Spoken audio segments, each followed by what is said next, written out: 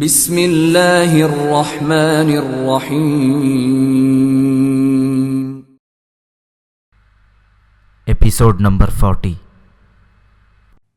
کتاب کا نام اندھیری مسافتیں، مصنف اسلم راہی MA۔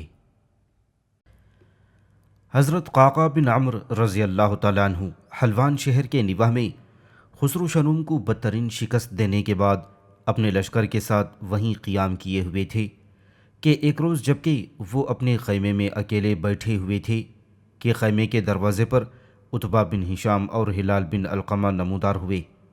عتبہ بن ہشام نے جب اندر داخل ہونے کی اجازت طلب کی تب قعقاع بن عمرو نے شاندار انداز میں دونوں کا استقبال کیا، خیمے میں لے جا کر دونوں کو اپنے قریب بٹھایا، پھر عتبہ بن ہشام کی طرف دیکھتے ہوئے کہنے لگے، تم دونوں کا یوں میرے خیمے میں آنا کسی علت کے بغیر نہیں، لگتا ہے تم دونوں کوئی معاملہ سوچ کر میرے پاس آئے ہو، کہو کیا کہنا چاہتے ہو؟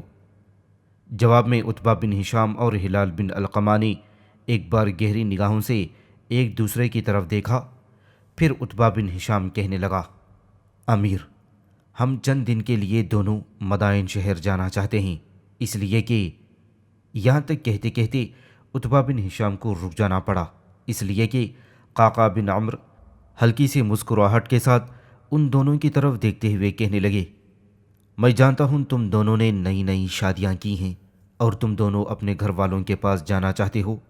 دیکھو، تم دونوں کے حالات عجیب و غریب ہیں۔ شادی تو تم دونوں نے کر لی ہے، پھر ابھی تک تم دونوں کے پاس مدائن شہر میں رہنے کے لیے اپنا کوئی ٹھکانہ نہیں۔ یہ مدائن شہر کے رہنے والے کالاس کی بڑی مہربانی ہے کہ اس نے تم دونوں کی بیویوں کو اپنی بیٹیوں کی طرح رکھا ہوا ہے، اور اس کی بیوی بھی تمہاری بیویوں کو بیٹیوں کی طرح چاہتی ہے۔ تم دونوں ایک کام کیوں نہیں کرتے؟ اپنی بیویوں کو اپنے ساتھ لشکر میں رکھو۔ دیکھو، جلولہ اور حلوان کی فتح کے بعد کچھ دن کے بعد ہمارے لشکر کی پیش قدمی رکی رہے گی۔ اس دوران سارے لشکر یکجا ہوں گے، لشکر کے اندر سالاروں اور لشکریوں کے اہل خانہ بھی ہوں گے۔ اس کے بعد لشکر کسی نئی مہم کی طرف بڑھے گا۔ تم دونوں اپنی بیویوں کو اپنے پاس رکھ لو، اس طرح تمہاری کارگزاری میں زیادہ آسودگی اور طمانینت آئے گی۔ یہاں تک کہنے کے بعد قعقاع بن عمرو جب خاموش ہوئے تب ان کی طرف بڑی ممنونیت سے دیکھتے ہوئے عتبہ بن ہشام کہنے لگا، امیر، یہی تو میں بھی کہنا چاہتا تھا کہ ہم دونوں مدائن جانا چاہتے ہیں، صرف چند روز وہاں قیام کریں گے، اس کے بعد دونوں اپنی بیویوں کو لے کر لشکر میں شامل ہو جائیں گے۔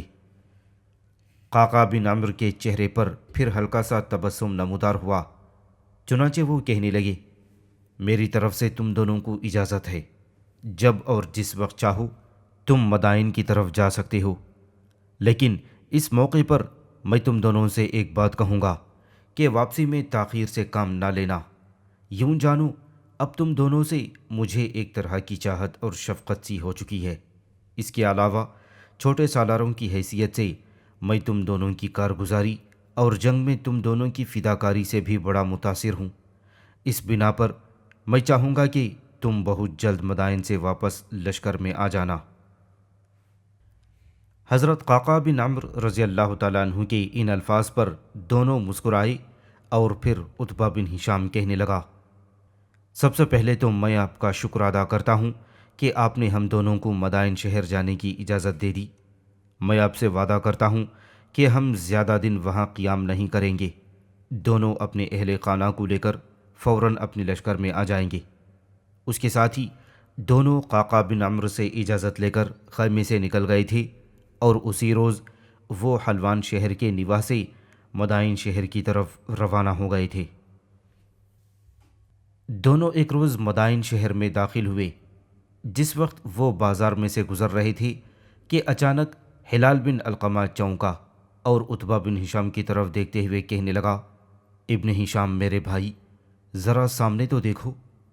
ہلال بن علقمہ نے جس طرف اشارہ کیا تھا، عتبہ بن ہشام نے جب اس طرف دیکھا تو وہاں کالاس، انجار اور البانہ تینوں خرید و فروخت کر رہے تھے۔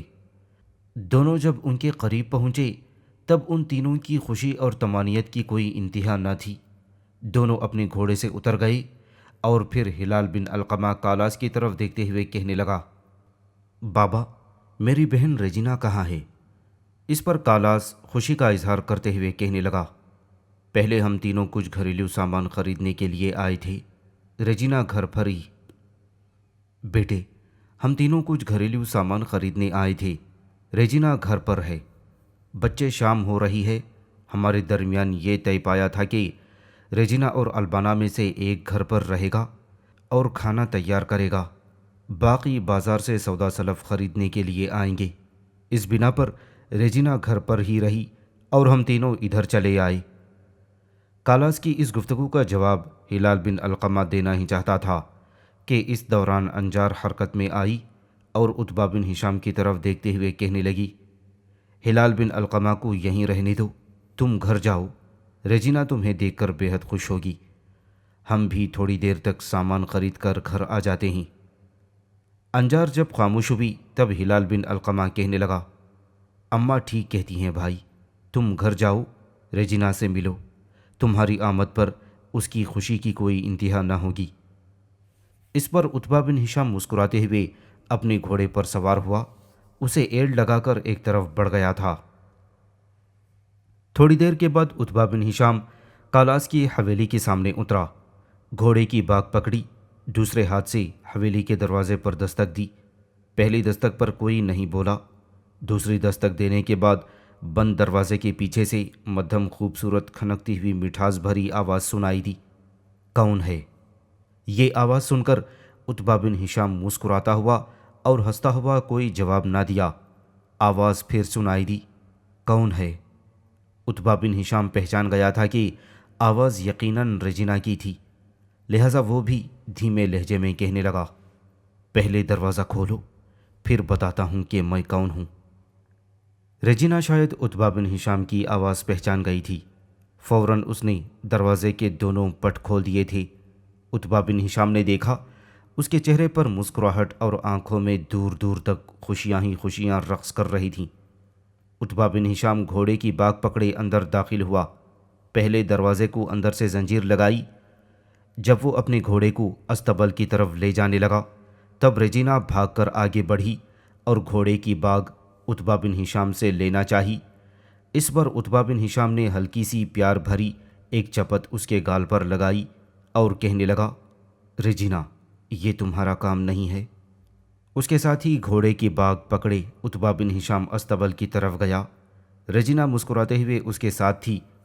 جس وقت گھوڑے کو استبل میں لے جانے کے بعد عتبہ بن ہشام گھوڑے کے منہ سے دہانہ نکالنے لگا تھا، عین اسی وقت ریجینا حرکت میں آئی اور اس نے گھوڑے کی زین کا بند کھول دیا۔ عتبہ بن ہشام اسے منع کرتا رہا، لیکن جلدی جلدی ریجینا نے گھوڑے کی زین اتار کر ایک طرف رکھ دی۔ اتنی دیر تک عتبہ بن ہشام نے دہانہ اتار کر گھوڑے کو پانی پلایا اور اس کے آگے چارہ ڈال دیا۔ اس کے بعد دونوں میاں بیوی دیوان خانے کی طرف چل دیے تھے۔ دونوں جب ایک دوسرے کے سامنے بیٹھے تب جستجو بھرے انداز میں عتبہ بن ہشام کی طرف دیکھتے ہوئے ریجینا بول اٹھی، بابا اماں اور البانا گھر کا سامان خریدنے کے لیے بازار گئے ہوئے ہیں، مجھے گھر پر ہی چھوڑ گئے تھے تاکہ میں شام کا کھانا تیار کر لوں۔ میں کھانا تیار کر رہی تھی کہ دروازے پر دستک ہوئی اور میں بھاگی بھاگی دروازہ کھولنے چلی آئی۔ مجھے یہ بتائیں کہ آپ اکیلے کیوں آئے ہیں؟ بھائی ہلال بن علقمہ کہاں ہیں؟ اس پر عتبہ بن ہشام مسکراتے ہوئے کہنے لگا، میں اکیلا نہیں آیا، ہلال بن علقمہ میرے ساتھ ہی ہے۔ شہر میں داخل ہونے کے بعد جس وقت ہم بازار سے گزر رہے تھے تو یہاں ہمیں بابا اماں اور البانا دکھائی دیے، چنانچہ اماں نے مجھے یہ مشورہ دیا کہ میں گھر پر تمہارے پاس آؤں۔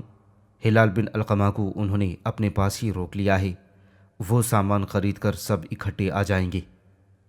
یہاں تک کہنے کے بعد عتبہ بن ہشام رکا، پھر کچھ دیر تک بڑے پیار بھری چاہت اور محبت میں ریجینا کی طرف دیکھتا رہا۔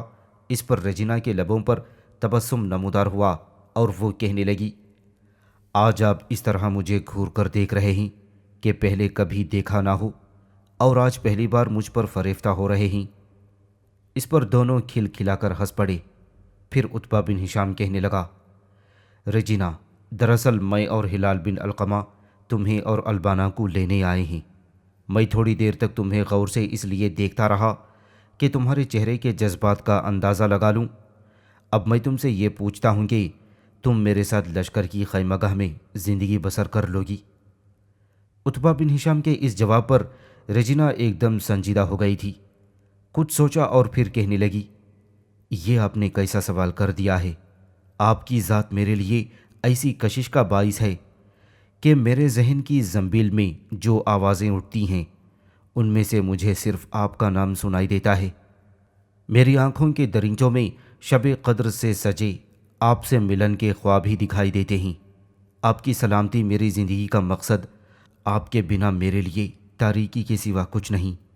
جب آپ جاتے ہیں تو ہجر کی اذیتیں اور دشت کے کانٹے میرا مقدر بن جاتے ہیں، اور آپ کے جانے کے بعد جدائی کے خارزار میرا استقبال کرتے رہتے ہیں، میرے دل کی بستی کو اجاڑ کر رکھ دیتے ہیں۔ آپ میری زیست کا نایاب اثاثہ ہیں، میرے لیے قیمتی متاع ہیں۔ آپ کے جانے کے بعد کہکشاں کے رقص کرتے ستاروں اور رات کی شہنشین پر رقص کرتی چاندنی، مچلتے بھاگتے لمحوں کی رفتار اور وقت کی خوشبو میں ڈھلتی سانسوں میں صرف مجھے آپ ہی کی یاد ستاتی ہے۔ میں آپ سے اطلس اور دیبان نہیں مانگتی، رنگوں سے سجے گھر کا مطالبہ نہیں کرتی، میں تو صرف آپ سے آپ کا سنگ مانگتی ہوں۔ یہاں تک کہنے کے بعد لمحہ بھر کے لیے رجینہ رکی اور پھر میٹھے انداز میں محبت بھری نگاہ سے وہ عتبہ بن ہشام کی طرف دیکھتے ہوئے دوبارہ کہنے لگی، آپ میری زندگی کی تاریک شب کے سحر اور میرے حسین سپنوں کی تعبیر ہیں، پھر بھی آپ پوچھتے ہیں کہ میں آپ کے ساتھ لشکرگاہ میں رہ لوں گی؟ اس پر بڑے شوق اور بڑی محبت میں رجینہ کی طرف دیکھتے ہوئے عتبہ بن ہشام کہنے لگا، رجینہ، میں نے ایسا اس لیے پوچھا تھا کہ وہاں خیمہ گاہ کی زندگی میں تمہیں زمین کی پیٹھ پر سونا ہوگا، کیا تم ایسی زندگی برداشت کر لو گی؟ اس پر رجینہ مسکراتے ہوئے کہنے لگی، اگر آپ میرے ساتھ ہوں تو زمین کی ننگی پیٹھ تو بہت دور کی بات ہے، آپ مجھے کنکر اور کانٹوں پر بھی سلا دیں گے تو میں وہاں بھی آپ کے ساتھ زندگی کے دن انتہائی خوشی سے گزار دوں گی۔ آپ کے ساتھ خیمہ گاہ کی زندگی بسر کرنا اور آپ کے ساتھ لشکر میں قیام کرنا میری زندگی کی سب سے بڑی خوشی اور خواہش ہے۔ اب بولیں آپ کیا چاہتے ہیں؟ رجینہ کے ان الفاظ پر عتبہ بن ہشام کی خوشی کی کوئی انتہا نہ تھی۔ فوراً کہنے لگا، اب میں تم سے یہ کہتا ہوں کہ میں اور ہلال بن علقمہ دونوں 2 دن یہاں قیام کریں گے، تیسرے دن ہم دونوں تمہیں اور البانہ کو لے کر یہاں سے لشکرگاہ کی طرف کوچ کر جائیں گے۔ بابا اور اماں فی الحال یہی رہیں گے۔ جب ہم کہیں اپنا مستقبل میں ٹھکانہ بنا لیں گے تو بابا اور اماں کو بھی وہاں بلا لیں گے۔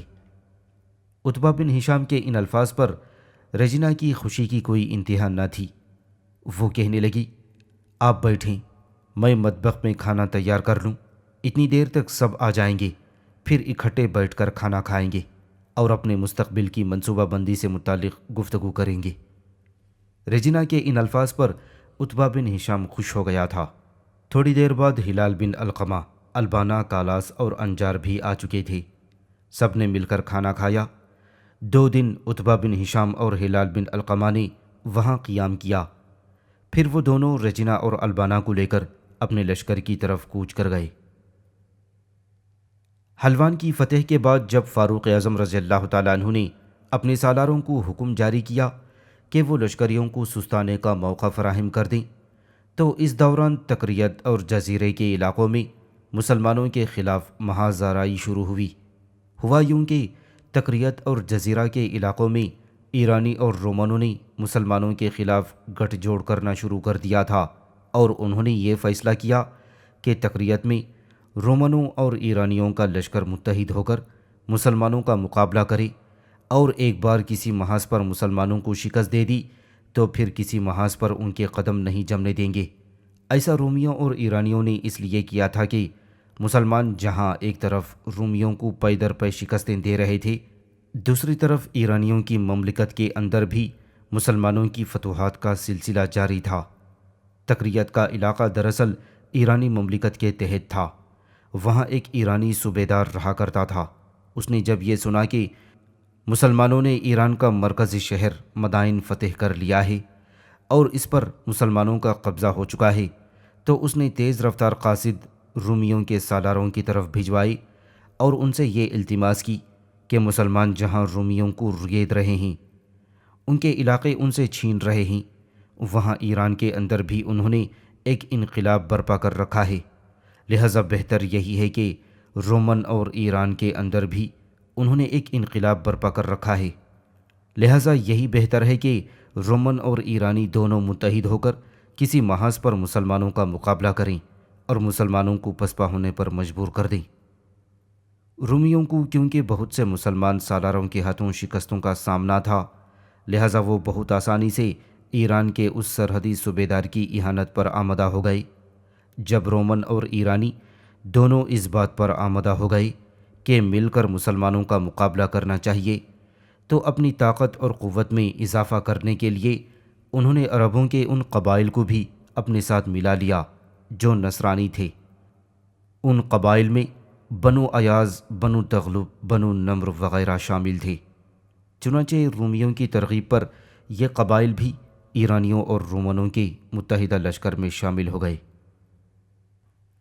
فاروق اعظم رضی اللہ تعالیٰ عنہ کو جب اس تبدیلی اور ان حالات کی خبر ہوئی تو آپ نے ایران کے محاذ پر حضرت سعد بن ابی وقاص رضی اللہ تعالیٰ عنہ کو حکم بھیجا کہ عبداللہ بن معتم کو 5000 کی جمعیت کے ساتھ تکریت کی طرف روانہ کیا جائے اور تکریت پر ضرب لگائی جائے۔ چنانچہ حضرت سعد بن ابی وقاص رضی اللہ تعالیٰ عنہ نے فاروق اعظم رضی اللہ تعالیٰ عنہ کے حکم کے مطابق لشکر تکریت کی طرف بھجوایا۔ چنانچہ اسلامی لشکر نے جا کر تکریت شہر کا محاصرہ کر لیا۔ بڑی خونریز جنگ کے بعد رومیوں اور ایرانیوں کے متحدہ لشکر کو شکست فاش دی۔ چونکہ رومیوں اور ایرانیوں کے اس متحدہ لشکر میں عربوں کے 3 نامور قبیلوں کے لوگ بھی شامل تھے، لہٰذا جب متحدہ لشکر کو مسلمانوں نے شکست دی تب ان عرب قبائل کا بلا واسطہ تعلق اور رابطہ مسلمانوں سے ہوا، جس کی بنا پر ان عرب قبائل میں سے اکثر نے اسلام قبول کر لیا۔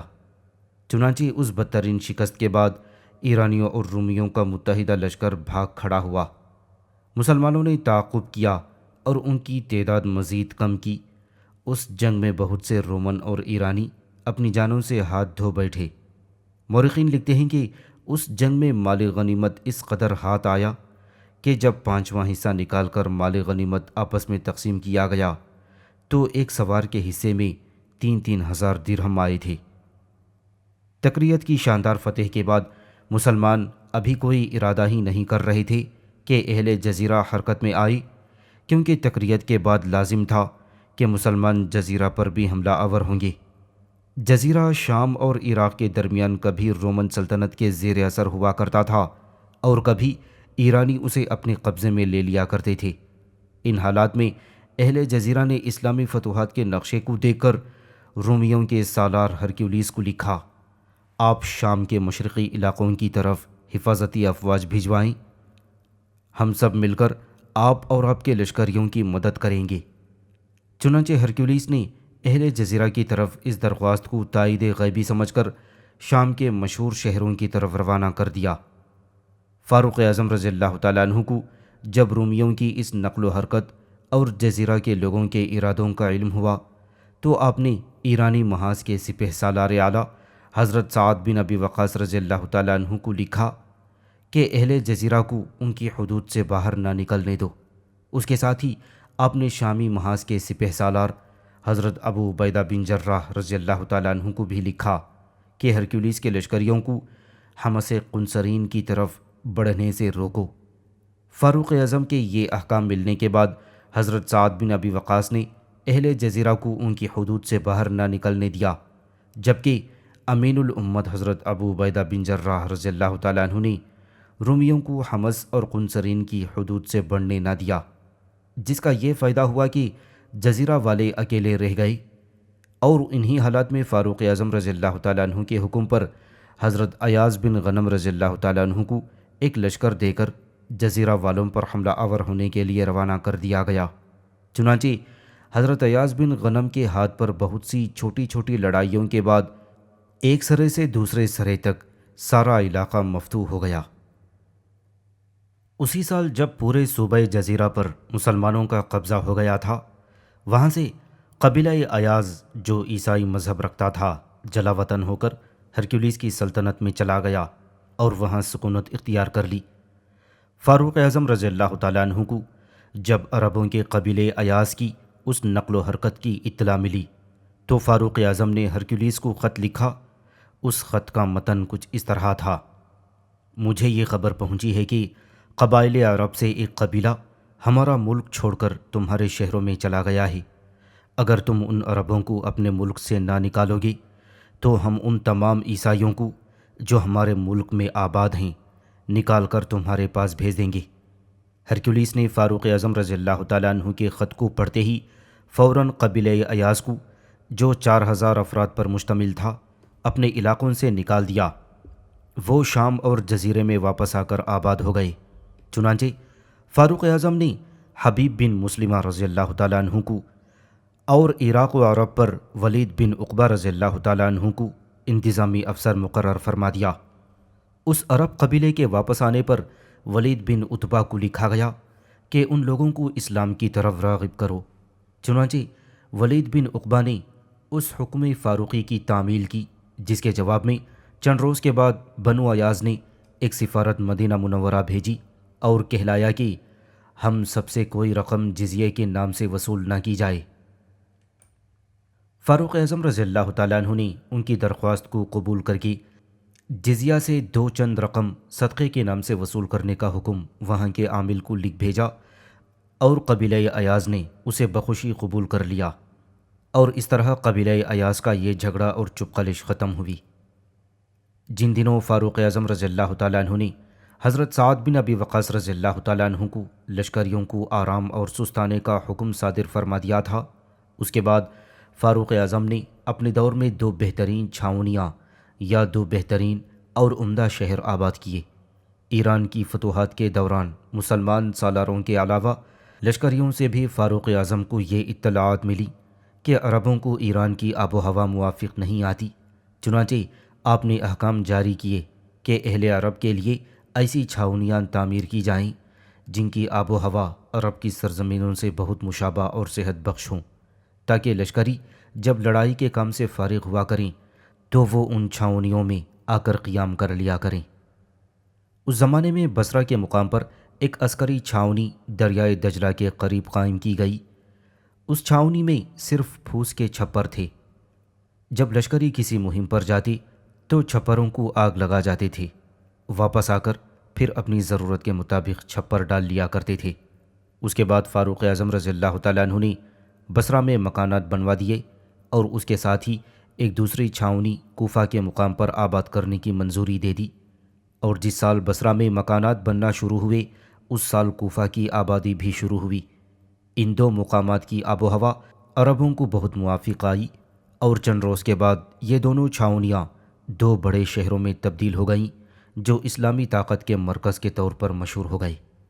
ان چھاؤنیوں کی آبادی کے بعد مسلمانوں کے لیے کچھ علاقوں میں کچھ شورشیں بھی اٹھ کھڑی ہوئیں۔ خاص کر کے اہواز کے علاقوں میں مسلمانوں کے لیے بغاوتیں اٹھیں۔ ہوا یوں کہ ایرانیوں کا ایک نامور سپہ سالار جس کا نام ہرمزان تھا، وہ جنگ قادسیہ سے فرار ہو کر صوبہ اہواز کے دارالصدر خوزستان میں جا کر مقیم ہو گیا تھا، اور وہاں کے تمام متعلقہ شہروں پر قابض ہو کر اس نے مختلف مقامات سے لشکری بھرتی کر کے ان کی تربیت کا کام شروع کر دیا تھا۔ رفتہ رفتہ یہ ہرمزان نہ صرف اپنے لشکر کی تعداد بڑھاتا چلا گیا بلکہ اس علاقے پر اس نے خود مختارانہ حکومت قائم کر کے اپنی حدود حکومت کو وسیع کرنا شروع کر دیا تھا۔ چنانچہ جب فاروق اعظم رضی اللہ تعالیٰ عنہ کو علم ہوا کہ اہواز میں ایرانیوں کا سالار ہرمزان طاقت اور قوت پکڑ رہا ہے اور اس کے بعد وہ مسلمانوں کے خلاف حرکت میں آنا چاہتا ہے، تب آپ نے کوفہ اور بصرہ کی چھاؤنیوں میں جو مسلمان لشکر قیام کیے ہوئے تھے اسے اہواز کے مقام پر ہرمزان سے ٹکرانے کے لیے روانہ کر دیا تھا۔